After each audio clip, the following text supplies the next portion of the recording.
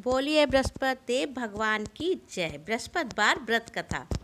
प्राचीन समय की बात है। किसी राज्य में एक बड़ा प्रतापी तथा दानी राजा राज्य करता था। वह प्रत्येक गुरुवार को व्रत रखता एवं भूखे और गरीबों को दान देकर पुण्य प्राप्त करता था। परंतु यह बात उसकी रानी को अच्छी नहीं लगती थी। वह ना तो व्रत करती थी और ना ही किसी को एक भी पैसा दान में देती थी, और राजा को भी ऐसा करने से मना करती थी। एक समय की बात है। राजा शिकार खेलने के लिए वन में चले गए थे। घर पर रानी और दासी थी। उसी समय गुरु बृहस्पति देव साधु का रूप धारण कर राजा के दरवाजे पर भिक्षा मांगने को आए। साधु ने जब रानी से भिक्षा मांगी तो वह कहने लगी, हे साधु महाराज, मैं इस दान और पुण्य से तंग आ गई हूँ। आप कोई ऐसा उपाय बताएं जिससे कि सारा धन नष्ट हो जाए और मैं आराम से रह सकूं। साधु ने कहा, हे देवी, तुम तो बड़ी विचित्र हो। संतान धन से कोई दुखी होता है। अगर अधिक धन है तो इसे शुभ कार्यों में लगाओ। कुंवारी कन्याओं का विवाह कराओ, विद्यालय और बाग बगीचे का निर्माण कराओ, जिससे तुम्हारे दोनों लोग सुधरे। परंतु साधु की इन बातों से रानी को खुशी नहीं। उसने कहा, मुझे ऐसा धन की आवश्यकता नहीं जिसे मैं दान दूं और जिसे संभालने में मेरा सारा समय नष्ट हो जाए। तब साधु ने कहा, यदि तुम्हारी ऐसी इच्छा है तो मैं जैसा तुम्हें बताता हूँ वैसा ही करना। बृहस्पतिवार के दिन तुम घर को गोबर से लीपना, अपने केसों को पीली मिट्टी से धोना, केसों को धोते समय स्नान करना, राजा से हजामत बनाने को कहना, भोजन में मांस मदिरा खाना, कपड़े धोबी के यहाँ धुलने डालना। इस प्रकार 7 बृहस्पतिवार करने से तुम्हारा सारा धन नष्ट हो जाएगा। इतना कहकर साधु रूपी बृहस्पति देव अंतर ध्यान हो गए। साधु के कहे अनुसार करते हुए रानी को केवल 3 बृहस्पतिवार ही बीते कि उसकी समस्त धन संपत्ति नष्ट हो गई। भोजन के लिए राजा का परिवार तरसने लगा। तब एक दिन राजा रानी से बोला, हे रानी, तुम यही रहो, मैं दूसरे देश को जाता हूँ, क्योंकि यहाँ पर मुझे सभी लोग जानते हैं, इसलिए मैं कोई छोटा मोटा कार्य नहीं कर सकता। ऐसा कहकर राजा परदेश चला गया। वहाँ जंगल से लकड़ी काट कर लाता और शहर में बेचता। इस तरह वह अपना जीवन व्यतीत करने लगा। इधर राजा के परदेश जाते ही रानी और दासी दुखी रहने लगी। एक बार जब रानी और दासी को 7 दिन तक बिना भोजन के रहना पड़ा तो रानी ने अपनी दासी से कहा, हे दासी, पास ही के नगर में मेरी बहन रहती है, वह बड़ी धनवान है, तो उसके पास जा कुछ ले आ ताकि थोड़ा बहुत गुजर बसर हो जाए।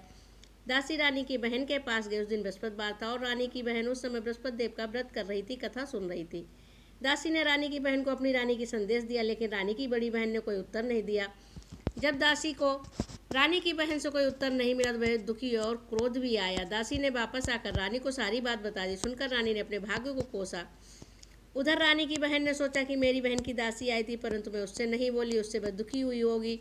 कथा सुनकर पूजा समाप्त कर वह अपनी बहन के घर आई और कहने लगी, हे बहन, मैं बृहस्पतिवार का व्रत कर रही थी।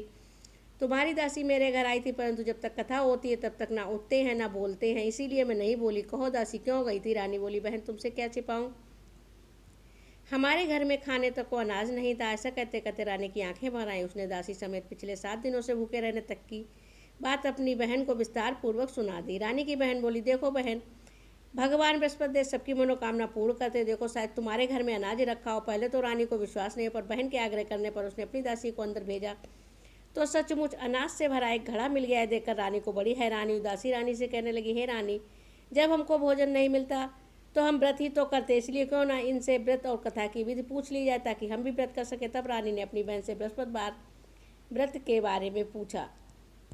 उसकी बहन ने बताया, बृहस्पतिवार के व्रत में चने की दाल और मुनक्का से विष्णु भगवान का पूजन करें, केले की जड़ में पूजन करें तथा दीपक जलाएं, व्रत कथा सुने और पीला भोजन ही करें, इससे बृहस्पति देव प्रसन्न होते हैं।